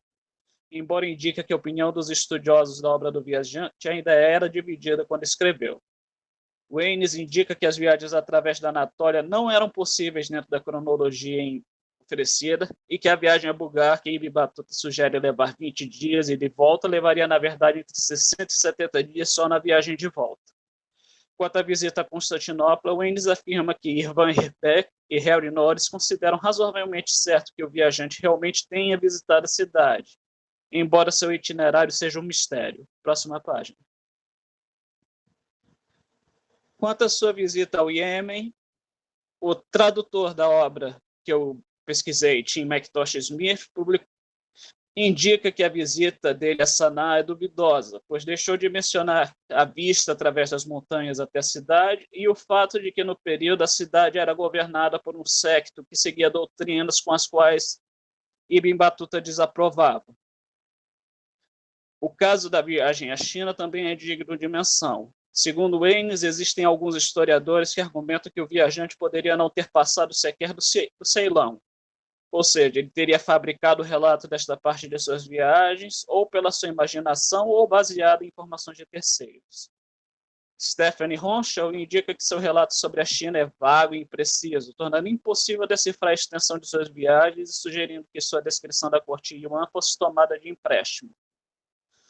Dunn indica que a informação cronológica e itinerária apresentam-se desorganizados e os relatos pessoais que dão mais credibilidade à narrativa são mais escassos. No entanto, quando escreveu, Dunn afirma que ninguém foi capaz de provar que Ibn Battuta não foi pelo menos até os portos do sul da China. Próxima página. Como mencionado anteriormente, Dunn considera que estas adições podem ter sido motivadas por um desejo de Ibn Juzay de incluir no relato descrições de todas as partes do mundo muçulmano, e que ela poderia ter sido realizada sem que Ibn Battuta sequer soubesse que elas ocorreram. O autor também lança a possibilidade de que algumas possam ter sido adições de copistas posteriores.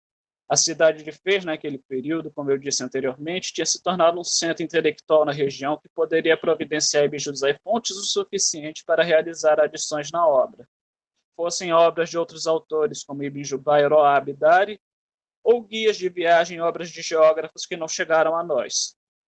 Apesar de contradições e falhas na obra, o relato de Ibn Battuta ainda se constitui em uma obra vital para o estudo da história do continente asiático e de parte do continente africano.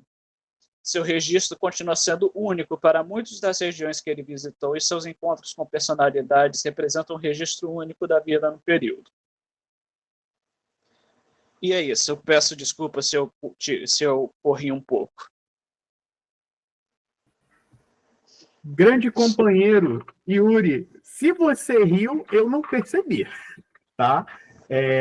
Não, que eu tenha corrido. Ah, se eu corri. Fica tranquilo, deu para perceber perfeitamente. No início que ficou, seu microfone estava com alguma falha, mas depois corrigiu, não teve prejuízo, pelo menos na minha leitura, daquilo que você quis apresentar. E fiquei muito feliz pelo que você apresentou, também pude aqui fazer as minhas anotações para poder investigar sempre muito mais. Agradeço por ter aprendido com a sua comunicação. Fico muito feliz com a sua participação, tá bom? Obrigado. Nada. Bom, passemos então à nossa última comunicação, tá? E em seguida faremos as perguntas, enfim, assim que ela acabar, tá bom? A próxima comunicação é do querido Cristiano dos Santos Barbosa, tá? Graduando em História pela Universidade Federal do Rio de Janeiro. Meu amigo Cristiano, podemos? Boa tarde. Você me ouve? Escuto perfeitamente. Tá bom, obrigado. Assim que puder, você fala comigo. Pode começar que eu começo aqui, tá bom? Tá, pode começar. Tá, ok. Então, gente, boa tarde. Meu nome é Cristiano, sou graduando em História pela Universidade Federal do Rio de Janeiro e bolsista de iniciação científica no projeto A Geografia e História, um estudo comparativo da santidade. Orientado pela professora Andréa Cristina Lopes Frazão, e hoje eu vou apresentar o trabalho Conflito entre Mundos, São Patrício e o Processo de Cristianização Irlandês, mostrando os resultados obtidos por meio desse projeto. Então, pode passar, por favor. Para dar início, eu vou falar sobre o projeto. O projeto A Geografia e História ele é desenvolvido junto ao Programa de Estudos Medievais da UFRJ, e o nosso objetivo é analisar a trajetória de homens e mulheres que são considerados dignos de veneração pela Igreja Católica, celebrados no Brasil, em especial no Rio de Janeiro, cujo culto foi iniciado ou consolidado na Idade Média. E nós atuamos por meio da análise de filmes e textos hagiográficos, documentação do período da Idade Média, em especial de santos presentes na Legenda Áurea, e da produção historiográfica, realizando reuniões em que tais materiais são sistematizados e são coletadas informações e também são feitos debates sobre o que foi estudado. Então, nesse viés, por meio do filme e das fontes, elaboramos fichas de captação de dados, produzindo material didático que pode ser utilizado por professores tanto do ensino básico quanto de nível superior. E assim, nós juntamos informações como temas que podem ser trabalhados em sala de aula, sugestões de atividades didáticas, materiais de apoio ao professor, entre outras propostas, unindo a pesquisa e ensino dentro e fora do espaço acadêmico. E, por fim, fazemos a divulgação dos resultados obtidos em publicações nas redes sociais do PEN UFRJ, com a intenção de compartilhar o conhecimento produzido para o público geral, além de participar em eventos e em palestras, congressos, enfim. Pode passar, por favor. Então, iniciando, eu vou falar rapidamente sobre o que é a geografia. O termo geografia ele é composto por duas palavras de origem grega, ágios e grafia. Ágio significa sagrado, santo, e grafia escrita. Então, dois sentidos principais são atribuídos ao termo geografia, para designar os textos que retratam tanto os santos quanto o campo de estudos que envolve uma série de temáticas dedicadas à vida e seu culto. E há diversas modalidades de textos hagiográficos, tais como vidas, visões, traslados de relíquias, martírio, entre outros. Já a geografia fílmica trata-se de um gênero com especificidades próprias, porque a linguagem do cinema absorve características presentes na geografia textual. Então, a partir de imagens, da trama, do cenário, do diálogo do filme, a vida e a obra desses santos são adaptados para o cinema. E seguindo o viés luisvático, em que a geografia fílmica ela é um gênero com especificidades próprias, não sendo uma biografia, mas fazendo parte do campo religioso por abordar temas que envolvem a espiritualidade. Então, pode passar, por favor. Então, antes de abordar sobre o filme, eu vou falar rapidamente sobre quem é Patrício, o santo que ele é retratado. Patrício ele foi um romano bretão que nasceu em aproximadamente 390 d.C. Ele é de uma família nobre e viveu com seus pais em um pequeno vilarejo conhecido por servir como centro comercial e agrícola, na Bretanha. Lá ele cresceu aprendendo latim e princípios básicos da doutrina cristã. E aos 16 anos foi raptado por piratas e vendido na Irlanda, onde passou 6 anos como escravo, sendo pastor de ovelhas, um período em que, segundo os escritos, ele se converteu após a cólera divina, porque ele acreditava que essa escravidão que ele estava passando era um castigo divino por ele não seguir os princípios da doutrina cristã. E, posteriormente, Patrício ele fugiu do cativeiro e ele regressou para sua terra natal. Mas o retorno dele, contudo, foi bastante breve, porque ele recebeu, por meio de fenômenos oníricos e espirituais, um encargo de Deus para voltar ao seu antigo cativeiro na Irlanda e cristianizar os irlandeses.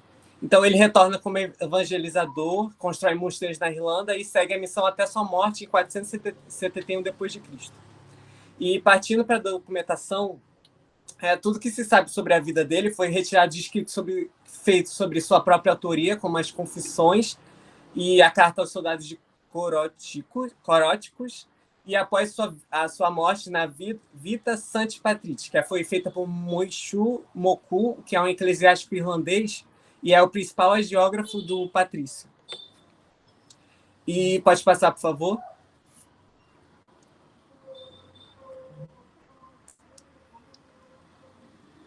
Desculpa.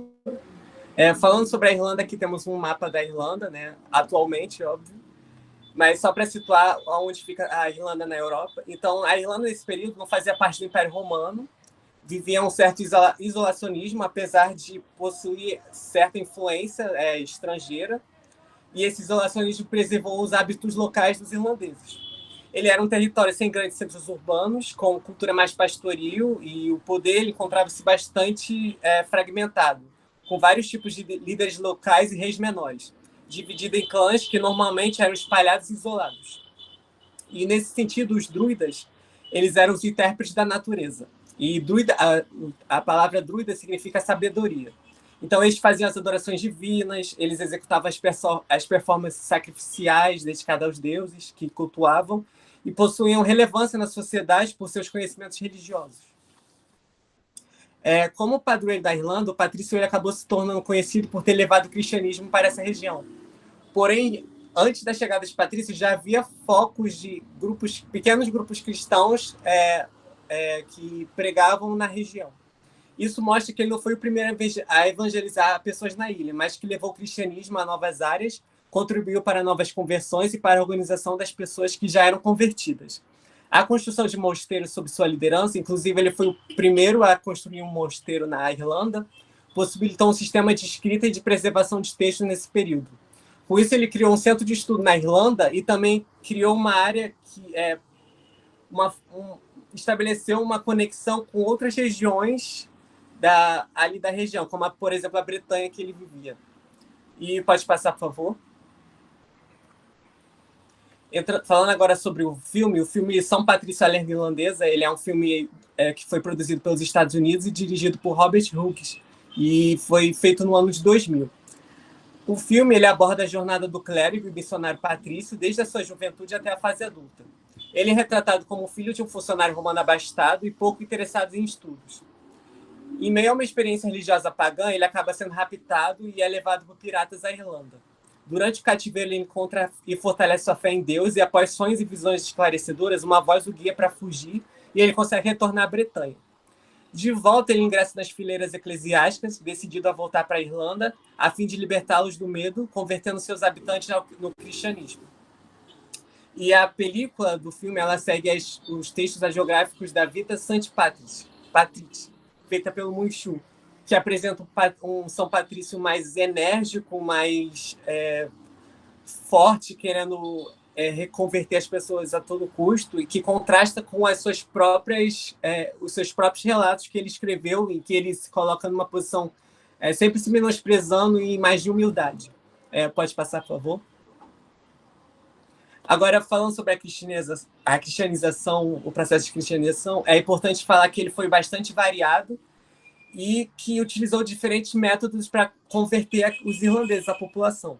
Então, entrando primeiro sobre a violência legitimada, o primeiro método que abordamos no filme é a violência, que ela é legitimada como forma de converter a população, mostrando que a realidade brutal e rural em que os irlandeses vivem é causada pelos druidas e suas práticas.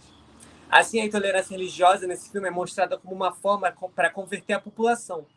Vemos isso na primeira cena do filme, que é essa imagem, e que está acontecendo um ritual de sacrifício, que vão sacrificar essa moça que está amordaçada, e o Patrício ele já chega completamente enérgico, destruindo o altar e salvando essa moça, e também ele destrói um ícone que representava um deus para os druidas.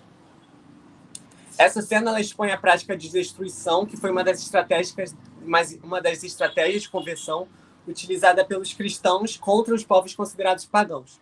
Ou seja, no filme, as cenas que possuem presença de violência são usadas como uma forma de legitimar a intolerância religiosa praticada por cristãos que enxergavam os irlandeses como um povo violento e cego pelas superstições dos druidas, usando a escravidão como uma palavra para definir a situação em que se encontra a Irlanda e seu povo.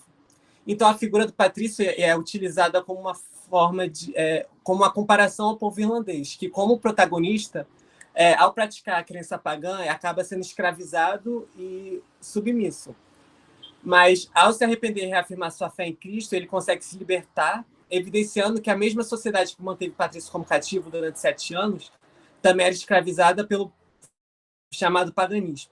E no filme, o contraste entre como os irlandeses e cristãos são representados é bastante significativo. Então, enquanto a Irlanda ela é violenta, rural e dominada por superstições, os cristãos são apresentados como com construções sólidas na Bretanha, com erudição e cordialidade.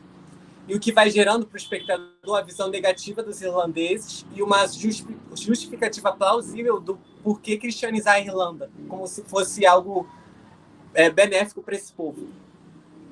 Então, nesse sentido, as cenas que possuem o uso da violência ocorrem na Irlanda ou em rituais associados ao paganismo, principalmente durante o encontro entre cristãos e irlandeses, dando ênfase ao intenso choque cultural na qual os cristãos tinham que lidar com bárbaros, violentos e ignorantes, resistentes à nova fé e que colocavam sua integridade física em risco.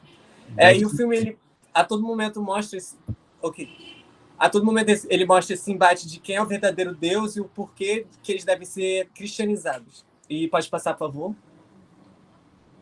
Então, outra tática para converter a população era o sincretismo, que assimilava os símbolos druidas já conhecidos pelos irlandeses com símbolos cristãos, e tornando a conversão mais rápida e com menos resistência.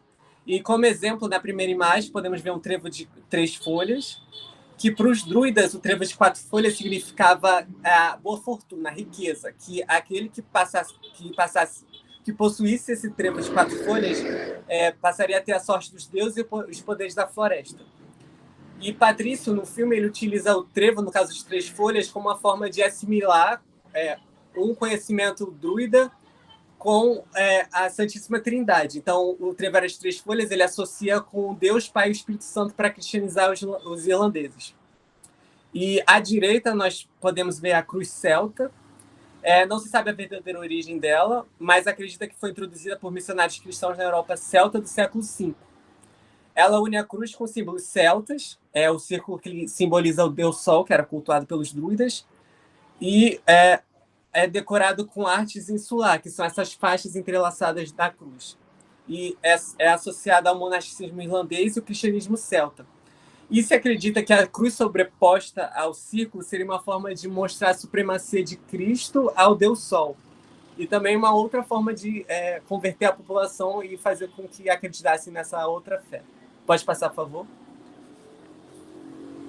Então, já finalizando o uso didático, por meio da exibição completa do filme ou de algumas cenas, é possível trabalhar diversos temas na educação básica, como as diferentes formas de conversão, tanto violenta quanto pela associação de símbolos de diferentes crenças na cristianização da Europa, destacando as estratégias usadas pelos eclesiásticos para a conversão ao cristianismo na Alta Idade Média e os conflitos com os considerados pagãos. A diversidade religiosa e cultural na Europa celta, com a presença dos druidas, dos cristãos, do panteão romano também. E, além de abordar temas atuais pertinentes como a intolerância religiosa, abrindo um debate que estabelece diálogo entre o presente e o passado. E também é possível trabalhar com o culto de patrício presente no Brasil, em que o patrício é usado para nomear pessoas e ruas, e tem a festa de São Patrício, que é cultuada por descendentes de irlandeses no Brasil, enfim. E pode passar, por favor? E considerações finais. Por fim, por meio do filme e da documentação do Patrício, é possível utilizar temas relevantes na atualidade como a violência e tolerância para serem debatidos na educação básica e na educação superior, além da diversidade de crenças presentes no medievo e suas manifestações realizadas hoje no Brasil. Assim, temos como objetivo continuar a compartilhar e produzir conhecimento com o intuito de divulgar os estudos medievalistas brasileiros. Pode passar. Essas são as referências utilizadas. Pode passar, por favor. Siga o PUFRJ nas redes sociais para acessarem conteúdos tanto sobre a geografia quanto outras temáticas da Idade Média. Pode passar. Agradecimentos aos que colaboraram com a pesquisa e pode passar, por favor. Obrigado pela atenção. Muito obrigado, meu amigo Cristiano. Fico feliz com a sua apresentação também, tá? Quero parabenizar, né, todo mundo, antes de tudo, da mesa, né, que foi assim, rigorosamente pontual em relação aos tempos, né? Sempre fico muito feliz em relação a isso. A sua comunicação foi muito boa, trouxe muitos pontos aqui interessantíssimos, né? Também muito pude aprender com a sua fala, e eu abro agora, nesse momento, e aí eu acredito que nós temos algo em torno de alguns poucos minutinhos, tá? Mas alguém gostaria de fazer alguma pergunta, algum ponto que gostaria de de destacar? Um de cada vez. Não? Ninguém? Eu tenho aqui, assim... olha aí, né? Um elogio aí para todo mundo. Legal, né? E assim, foram excelentes. Todas as propostas, né? Acho que isso fica muito, muito latente, né? Pela qualidade de tudo que foi apresentado, tá?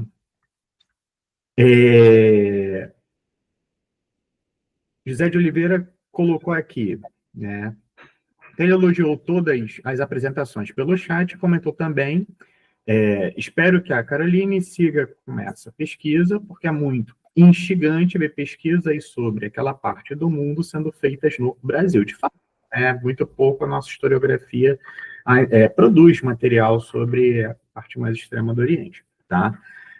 Pessoal, assim, eu tenho aqui perguntas para todo mundo, né? Mas, obviamente, nós não teremos tempo para isso. Tá? Eu peço para vocês que, assim, em 1 minuto, se puder dar uma pincelada, né, ou depois pode escrever, pode mandar de qualquer outra forma, ou para pensar mesmo, enfim. Bom, para 2 minutos, né, acho que vale. Querido Alan,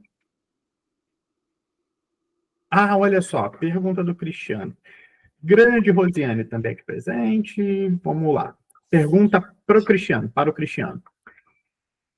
Esses elementos híbridos na cristianização da Irlanda também aparecem na Escandinávia? Você tem alguma outra fonte sobre esses elementos ou sobre este processo de cristianização?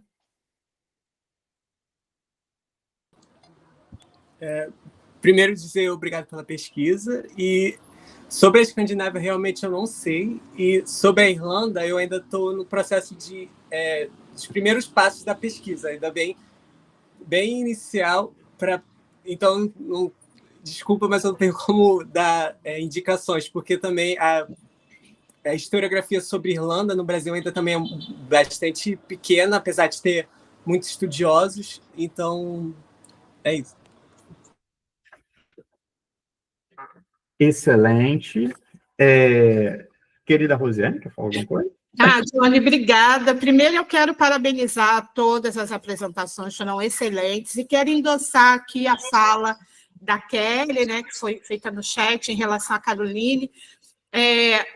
Maravilhosos os trabalhos, mas eu quero destacar esse, que realmente trabalhos sobre o Oriente Medieval, eles são muito escassos, né, mas essa produção que tem sido feita no Brasil, é de uma qualidade imensa. E aí, aqui, eu não posso deixar de mencionar e destacar a parceria, né, a orientação, na verdade, do professor Paulo André Parente, que, né, é o orientador dela nessa pesquisa, assim como ele também foi orientador de outras pesquisas dentro do Oriente Medieval, né, como a Rafaela, que até tem um vídeo dela falando sobre o medievo oriental no Foro Medieval. Enfim, eu quero te parabenizar e queria te fazer uma pergunta, Caroline. Queria que, na verdade, você falasse um pouco sobre a sua fonte em termos de em que idioma ela está, onde você encontrou essa fonte, porque eu fico sempre muito curiosa como vocês chegam a essas fontes tão específicas, tão especiais, né? Até mesmo nesse sentido de encontrá-las. E se elas estão, né, de fato, no idioma original chinês, quais são os desafios que você enfrenta aí na leitura? Você tem essa expertise de leitura em chinês, elas estão em inglês, enfim, queria que você falasse um pouco aí da sua trajetória nesse sentido do contato com as fontes, que realmente é uma fonte muito diferenciada e eu queria te ouvir um pouco. Então, desde já, obrigada, e obrigada, Johnny, aí pela possibilidade da pergunta. Pode até 17h20 você ir, tá? Então, a gente ainda tem aí alguns minutinhos, para uns 5 minutinhos de atrás, a gente segura para pessoal poder responder, né? Para a gente privilegiar esses trabalhos tão maravilhosos. Obrigada, gente. Realmente, estudar China no Brasil é um pouco complicado, justamente pela língua, mas eu tive uma sorte de encontrar um livro da Unesp. A Unesp tem um projeto Confúcio muito interessante e que fez a tradução de poemas. Ela tem 2 livros publicados, um sobre, em geral, né, em relação a poemas, e um que é específico para Yu Shujin, que é uma das poetisas que eu trabalhei. Então, em relação aos poemas delas, eu utilizei esse livro. Em relação às outras 2 poetisas, eu tive que usar fontes em inglês, principalmente em relação a Li Rue, né? Porque, como eu comentei, foi a primeira que eu comentei, é uma poetisa que a fim da vida dela foi assassinada por traição, né? Ela foi condenada por traição. Então, eu acho que, vista como uma poetisa que foi uma traidora da dinastia Tang, acabou que muitos dos seus poemas foram destruídos e perdidos. É a que menos tem poemas. E talvez muito deles as pessoas não quiseram traduzir para o inglês. Eu tive uma grande dificuldade para encontrar, e acabei encontrando uma pesquisadora americana, né, que foi a que eu usei no meu trabalho, que traduziu, né, os poemas da Li Rue. A Shui Tao também encontrei fontes em inglês, só que foi mais fácil do que a Li Rue, e aí eu utilizei as fontes nessas 2 poetisas em inglês, enquanto a Yu Shujin eu utilizei o livro da Unesp. A facilidade do livro da Unesp é que foi uma tradução muito interessante, porque fez com português e chinês, então foi mais fiel ao chinês, né? E quando já vem traduzido para o português, facilita bastante. Quando eu trabalhei com a tradução em inglês, é mais complicado, porque o inglês ele não é tão fiel ao chinês na hora de traduzir. Pelo menos essas que eu trabalhei, teve muita dificuldade. Então, eu tive que traduzir o chinês, né? Eu encontrei o poema em chinês, aí eu traduzi em chinês, aí eu peguei o inglês, que está lá a tradução, e vi como é que funcionou, né? Porque algumas palavras foram trocadas, ou o inglês traduziu de uma forma diferente, e aí para tentar entender o sentido dos poemas, né? O que as poetisas estavam querendo falar e se expressar, né? Como eu contei no meu trabalho, os poemas eles falam muito de contos, termos da época, citam muitos outros poetas, né? O próprio poema cita pessoas externas, então é uma pesquisa que você pega o poema, você vê um nome estranho, você tem que pesquisar quem é, por que ela citou ele, qual é o significado. Então, é uma pesquisa bem extensa, mas eu achei muito interessante, porque os poemas são bem biográficos delas. Se você estuda a biografia delas e os poemas, paralelamente, você acompanha um pouco disso nesses momentos, né, do que ela está passando na vida e como ela escreveu, dá para fazer essa junção. E eu amei trabalhar os poemas das poetisas, e principalmente elas, em total. Ficaria com você aqui bastante tempo, mas, como você mesma disse, a pesquisa é extensa, e eu peço, não pare com ela, não pare aí na graduação, siga com ela e volta aqui para contar para a gente aí os resultados da sua pesquisa, que interessantíssimo. Parabéns para você, parabéns, Paulo. Obrigada. Você também aí por essa orientação. Serve como estímulo, né, para todos aqueles que escutaram. Nossa, que interessante, né? Eu acredito que, assim, eu vou fazer aqui as colocações, mas eu acho que por conta do tempo a gente não vai conseguir, de fato, explorar as respostas, mas fica como alguns pontos, né, um para cada um. Eu fiz muitas anotações, um para cada um, para vocês pensarem em algum momento, enfim, né, se passou, né, pela cabeça de vocês, enfim. Em relação ao trabalho do querido Alan Kamuri, eu fiquei pensando, né, será que existia algum tipo, né, de privilégio por parte dos escandinavos em fazer parte da guarda Varig? Eu fiquei pensando, né, nesse sentido, né, se ao integrarem, né, o corpo de guarda, eles tinham algum tipo de benefício jurídico ou qualquer coisa que o valha, não sei se isso passou pela preocupação, se tem documentação que dê conta disso, enfim, tá? Em relação ao trabalho da querida Iris de Freitas, né, eu gostaria que ela tivesse falado um pouco mais sobre a relação entre a comunicação dela, o que ela trouxe na comunicação dela, e a pesquisa, né, dela efetiva, tá? Fizesse essa relação. Em relação ao Lucas, né, o trabalho do querido Lucas Pinto Soares, né, um ponto importante, né? Seria possível identificar, após o processo, né, de cristianização, mudanças nessa narrativa, tá?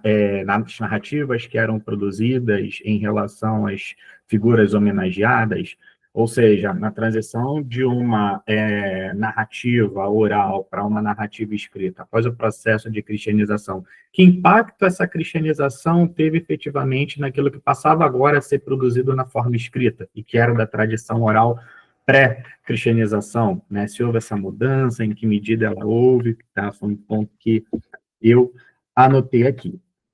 Em relação ao querido Yuri Coutinho, né?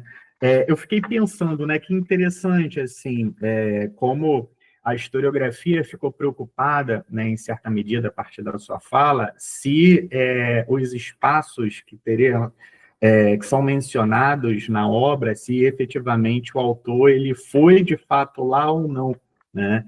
E a questão que fica talvez um pouco mais para mim é assim, que efeito sociopolítico dizer que foi apresentava, sabe, assim, na circulação dessa obra, né? Quando eu analiso, por exemplo, algumas obras do século XII, século XIII, ter ido a Jerusalém dá um peso significativo, sobretudo em texto geográfico, em relação à figura homenageada, né?